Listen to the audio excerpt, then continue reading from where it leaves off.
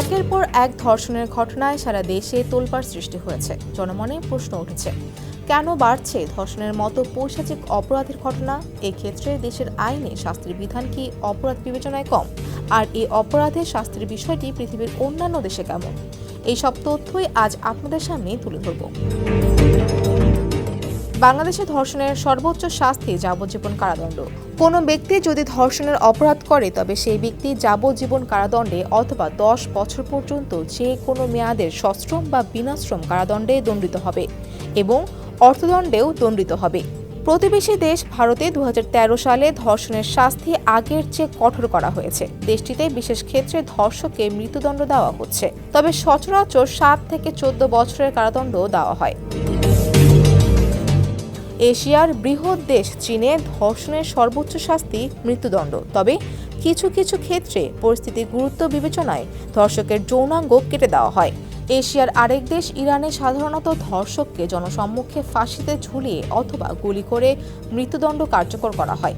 কোনো কোনো ক্ষেত্রে ধর্ষিতার অনুমতি নিয়ে ধর্ষককে জনসম্মুখে ১০০ দৌড়া অথবা চাবুক মারা অথবা যাবজ্জীবন কারাদণ্ড দেওয়া হয়। গ্রিসে কোনো ব্যক্তির বিরুদ্ধে ধর্ষণের অভিযোগ প্রমাণিত হলে তার শাস্তি মৃত্যুদণ্ড, আর এই শাস্তি কার্যকর করা হয় আগুনে পুড়িয়ে। আফগানিস্তানে ধর্ষণের শাস্তি মৃত্যুদণ্ড। আদালতের রায়ের ৪ দিনের মধ্যে ধর্ষকের মাথায় গুলি করে এই রায় কার্যকর করা হয়। সৌদি আরবে ধর্ষকের অভিযোগ প্রমাণিত হলে শাস্তি মৃত্যুদণ্ড।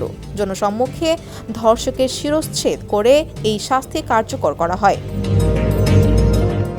সংযুক্ত আরব আমিরাতে যৌন নির্যাতন বা ধর্ষণের সাজা মৃত্যুদণ্ড।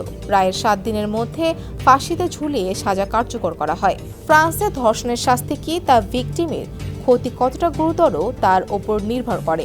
সেখানে ধর্ষকের সাজা ৩০ বছরের কারাদণ্ড থেকে আমৃত্যু কারাদণ্ড। নেদারল্যান্ডসে ধর্ষণের শাস্তি হিসেবে ৪ থেকে ১৫ বছর পর্যন্ত কারাদণ্ড দেওয়া হয়।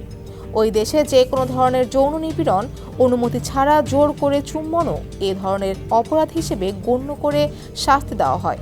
বিশ্বের শীর্ষ শক্তিধর রাষ্ট্র মার্কিন যুক্তরাষ্ট্রে ২ ধরনের আইন প্রচলিত রয়েছে। এগুলো হলো অঙ্গরাজ্য আইন এবং ফেডারেল আইন। ফেডারেল আইনে মামলা হলে সর্বোচ্চ যাবজ্জীবন কারাদণ্ড দেওয়া হয়, তবে অঙ্গরাজ্য আইনে এক এক অঙ্গরাজ্যে এক এক রকম শাস্তি। এখন দেখা যাক ইসলাম কি বলছে। রাসূল সাল্লাল্লাহু আলাইহি ওয়াসাল্লাম বলেছেন, অবিবাহিত পুরুষ নারীর ক্ষেত্রে শাস্তি ১০০ বেত্রাঘাত এবং ১ বছরের জন্য দেশান্তর। বিবাহিত পুরুষ নারীর ক্ষেত্রে ১০০ বেত্রাঘাত ও রজম বা পাথর মেরে মৃত্যুদণ্ড। নারী পুরুষ স্বেচ্ছায় ব্যভিচারে লিপ্ত হলে উভয়কেই শাস্তি পেতে হবে, তবে ইসলামে ধর্ষণের শিকার ব্যক্তির জন্য কোনো শাস্তির বিধান নেই, বরং শুধু ধর্ষকই শাস্তিযোগ্য অপরাধী। আইন অনুযায়ী ইসলামে ধর্ষণের জন্য মৃত্যুদণ্ডের বিধান রয়েছে, বিশেষ করে যদি ধর্ষক বিবাহিত হয়। অবিবাহিত হলে তাকে ১০০ বেত্রাঘাত এবং ১ বছরের জন্য নির্বাসন দেওয়া হতে পারে।